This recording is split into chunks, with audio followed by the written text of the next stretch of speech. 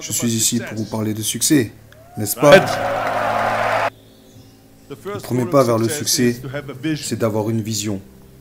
Vous savez, si vous n'avez pas une vision du succès et un but, vous allez juste dériver et vous n'irez nulle part. Donc, j'ai eu beaucoup de chance d'avoir pu il y a longtemps réfléchir sur ma vision. Je veux dire, comme vous le savez, je suis né en 1947 en Autriche après la Seconde Guerre mondiale. Et je n'ai vraiment pas aimé ce pays dans mon enfance. Je ne pouvais pas attendre de partir de là-bas. Je ne pouvais pas imaginer devenir un agriculteur, employé d'une usine ou quelque chose comme ça. Même si mes parents voulaient que je reste là-bas pour mener une vie normale, mon père voulait que je devienne officier de police comme lui. Ma mère voulait que je reste là-bas, que je me marie, une femme appelée Heidi dans le meilleur de ces cas, des cas. Et avoir un tas d'enfants qui courent partout, comme la famille Von Trapp dans The Sound of Music. Mais c'était leur vision, pas la mienne. Ma vision était totalement différente. Je sentais que j'étais fait pour quelque chose de spécial, quelque chose d'unique, quelque chose de grand.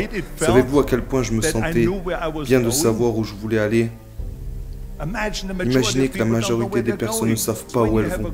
Quand vous avez un objectif, quand vous avez une vision, tout devient facile. Parce que, souvenez-vous qu'en Amérique, par exemple, quand on étudie la situation, vous verrez le pourcentage de personnes qui aiment leur travail. 74% des personnes n'aiment pas leur travail aux États-Unis. Mais ce n'est pas vraiment différent quand on regarde en Europe. La majorité des gens n'aiment pas ce qu'ils sont en train de faire. Ils ne font pas vraiment cela parce qu'ils n'ont pas d'objectif et qu'ils essayent d'en suivre un. Ils sont simplement sans but à la dérive et se disent qu'un jour, si une opportunité de travail se présente à eux, alors ils la saisiront. Parce que c'est ça le travail. Le travail, ça doit être un choix. C'est du travail, pas un loisir. Donc si vous gardez en tête que seulement un quart des personnes aiment vraiment ce qu'ils font dans la vie, c'est totalement incroyable quand on y réfléchit. C'est pourquoi je me sens béni de savoir ce que je faisais. C'est comme un étudiant qui étudie en médecine et qui sait qu'il souhaite devenir docteur. Vous savez vers où aller. Comme lui, je savais où aller. Les gens me demandaient souvent alors, me voyaient à la salle de gym soulever de la fonte. Pourquoi travailles-tu si dur, 5 heures par jour, 6 heures par jour? Et tu as toujours ce sourire au milieu du visage. Les autres s'entraînent aussi dur que toi et eux ont l'air abattus. Pourquoi? Et je leur répondais toujours, parce que moi je travaille pour un but bien précis. En face de moi, il y a le titre de Mister Univers. Donc chaque effort que je me fais me rapproche un peu plus de cet objectif. Pour faire de cet objectif, de cette vision une réalité, chaque série que je fais, chaque répétition, chaque poids que je lève est une étape de plus pour transformer cet objectif en réalité. Donc, j'étais toujours très excité de refaire une série de 500 squats. Je ne pouvais pas attendre de refaire 500 développés couchés. Je ne pouvais pas attendre de refaire 2000 sit-ups. Je ne pouvais pas attendre le prochain exercice. Pour la prochaine demi-heure de pause et tout le genre de choses que vous devez faire pour être un champion. Et à l'âge de 20 ans, je suis allé à Londres et j'ai gagné le concours de Mister Univers en étant le plus jeune Mister Univers de l'histoire. Et cela parce que j'avais un but. Donc laissez-moi vous dire quelque chose. Visualisez votre but et foncez. Rendez cela amusant. Vous devez avoir un but quoi que vous fassiez dans la vie. Vous devez avoir un but. Donc voici la règle numéro 1. Avoir une vision. La règle numéro 2, c'est n'écoutez pas ceux qui critiquent. N'écoutez pas les pessimistes.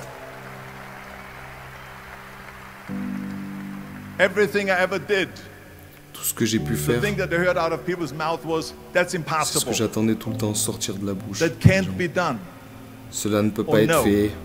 Ou non. Donc quand quelqu'un me disait ce n'est pas faisable, j'entendais c'est faisable. Quand il disait non, j'entendais oui. Quand il disait c'est impossible, j'entendais c'est possible. Je crois profondément à ce que Prêcher Nelson Mandela, que tout est toujours impossible, jusqu'à ce que quelqu'un le fasse. Donc je me suis dit à moi-même, je vais leur montrer et je vais le faire. Peut-être que ça n'a jamais été fait avant. C'est tout à fait ok pour moi, mais je vais le faire. Et je n'écouterai pas les pessimistes. Le troisième point dont je veux vous parler, c'est, avant que l'on s'assoie et qu'on échange à ce sujet, bougez votre cul.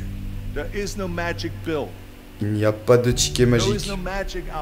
Il n'y a pas de magie dehors. Vous ne pouvez pas obtenir les choses facilement. Vous devez travailler, travailler dur. Et ça me rend fou quand les gens me disent qu'ils n'ont pas assez de temps pour aller à la salle de sport pendant 45 minutes par jour et travailler dur, ou bien faire quelque chose pendant 45 minutes, 1 heure par jour pour s'améliorer, que ce soit s'améliorer physiquement ou s'améliorer mentalement. Imaginez que vous lisiez 1 heure par jour sur l'histoire. Combien de choses allez-vous pouvoir apprendre après 365 heures sur 1 an? Imaginez que vous étudiez l'histoire des musiciens, des compositeurs, quelle masse de connaissances allez-vous avoir? Imaginez que vous travaillez pour sûr sur un business que vous aimeriez développer tous les jours pendant 1 heure. Imaginez à quel point cela vous fera avancer et obtenir. Donc tout cela me rend fou car nous avons, quand les gens disent nous n'avons que 24 heures par jour, vous dormez 6 heures par jour. Donc cela laisse 18 heures par jour. Je vois déjà les gens hocher la tête et dire « Je ne dors pas 6 heures, j'en dors 8 heures, n'est-ce pas ?» Eh bien simplement, dormez plus vite.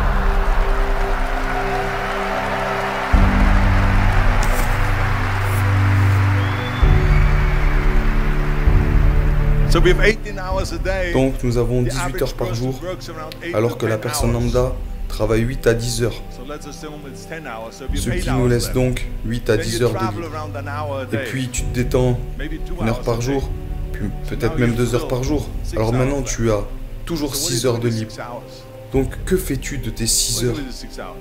Que fais-tu de tes 6 heures? On mange un peu, on papote un peu, parler un peu de tout avec les autres. Mais vous pouvez avoir combien de temps vous êtes disponible si vous organisez votre journée? Donc, vous devez travailler dur. Laissez-moi vous dire, quand je suis venu aux États-Unis, pendant mes études, j'y allais et je travaillais 5 heures par jour. Et je travaillais en parallèle dans le bâtiment. Parce qu'en ces temps-là, il n'y avait pas d'argent dans le bodybuilding. Je n'avais pas d'argent pour acheter des compléments alimentaires ou quoi que ce soit. Donc j'ai dû aller travailler dans le bâtiment. Je suis allé en études, je travaillais à la salle de sport et je dormais de 8h du soir à minuit. Je suivais des cours de théâtre 4 fois par semaine. Tout cela pour vous dire que je n'ai pas perdu une seule minute.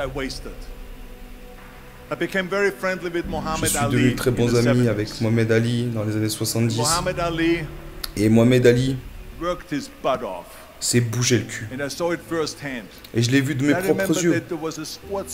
Je me souviens d'avoir vu un cavalier seul qui était là dans cette salle de sport, qui faisait des sit-ups. Je lui ai demandé « Combien de sit-ups fais-tu » Il m'a dit « Je ne commence à compter qu'à partir du moment où ça fait mal. » Réfléchissez à cela. Ne commencez à compter ses sit-ups que lorsque la douleur arrivait. C'est là qu'il se mettait à compter. C'est ça, travailler dur. Et donc, il ne pouvait pas contourner la difficulté, peu importe qui il était. C'était un homme qui, je crois, se décrit parfaitement selon les mots de Ted Turner. Travaille comme un fou et fait le savoir.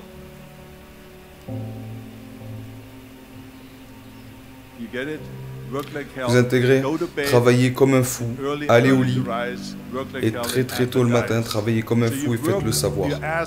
C'est tout ce dont il s'agit. Laissez aux gens savoir si vous avez une entreprise, du cinéma, si vous faites du sport. Bougez vos culs et ensuite faites le savoir pour que le monde entier le sache. Je déteste les plans B. Et je vais vous dire pourquoi. Parce qu'autour de nous, nous avons tellement de personnes qui doutent, comme je l'ai dit précédemment, les pessimistes. Il y a tellement de ces gens qui disent non, tu ne peux pas le faire, c'est impossible. Mais c'est ok puisque nous avons appuyé sur off. Comme j'ai dit précédemment, le non que l'on entend devient un oui. Tu peux pas le faire, fais-le. Et toutes ces choses-là, il est vraiment possible de faire cela, avec tous les gens négatifs autour de vous. Mais à partir du moment où vous commencez à douter de vous-même, ça devient vraiment dangereux. Parce que là, vous êtes en train de vous dire, si mon plan ne marche pas,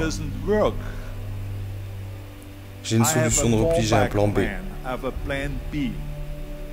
Mais cela veut dire que vous commencez à réfléchir à un plan B. Et donc, toutes les pensées que vous mettez dans ce plan B, vous retirez ces pensées, ces énergies destinées normalement pour le plan A. Et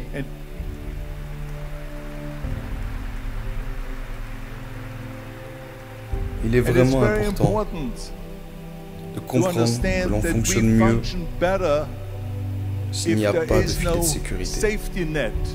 Parce que le plan B devient ce filet de sécurité et dit, si j'échoue,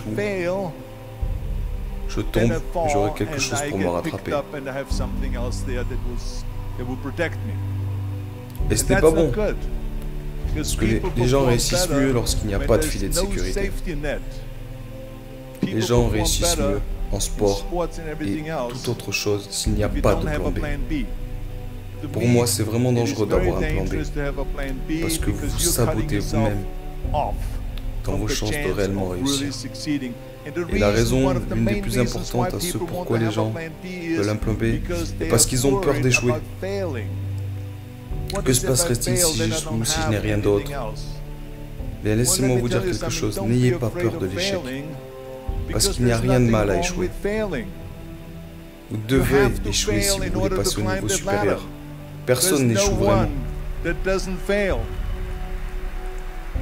Nous échouons tous. C'est normal.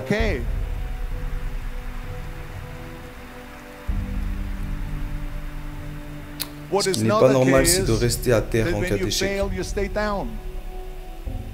Tout ce qui reste à terre sont des losers. Mais les gagnants tombent et se relèvent. Tombent et se relèvent, tombent et se relèvent. Se relèvent toujours. C'est ça être un gagnant. C'est ça être un gagnant. Et on perd tous. On a tous eu des échecs. Ceci est normal. Ceci est mon conseil. N'ayez pas peur d'échouer. Parce que lorsque vous pensez à cela, vous devenez tendu, crispé. Et vous n'êtes pas détendu. Pour réussir, que ce soit dans n'importe quel domaine, que ce soit dans votre domaine, dans votre entreprise ou ailleurs, et même dans vos pensées, tout arrive seulement lorsque vous êtes relax. Alors détendez-vous, c'est ok de se planter. Laissez simplement partir tout cela et donnez tout ce que vous savez. C'est là que tout est l'enjeu. Donc n'ayez pas peur d'échouer. C'est l'une de mes règles 6 du succès. Vous pouvez vous sentir accompli en tant que personne. Si vous savez ce que vous avez à faire pour personnes autour de vous qui ont peut-être besoin d'aide, je me sentais ainsi. Tout le monde a des motivations différentes. Pourquoi je vous dis ça? J'étais un migrant avant, arrivant aux États-Unis, et j'ai vu à quel point ce pays était le plus généreux du monde. Tout le monde m'a ouvert les bras. On m'a aidé, on m'a invité pour Thanksgiving. Des personnes m'ont apporté, des bodybuilders à la salle de sport m'ont apporté des assiettes à mon appartement car je n'avais pas d'assiette, de couvert, je n'avais pas de drap, lit, d'oreiller, de couverture, je n'avais pas de télé, je n'avais pas de radio, je n'avais rien. Ils ont apporté tout cela à mon appartement. Ils m'ont aidé. C'est toute cette générosité spontanée aux États-Unis. Et je me suis dit en tant que migrant avec ce sentiment d'être accueilli comme à bras ouverts, que je devais avancer et m'assurer que je donnerais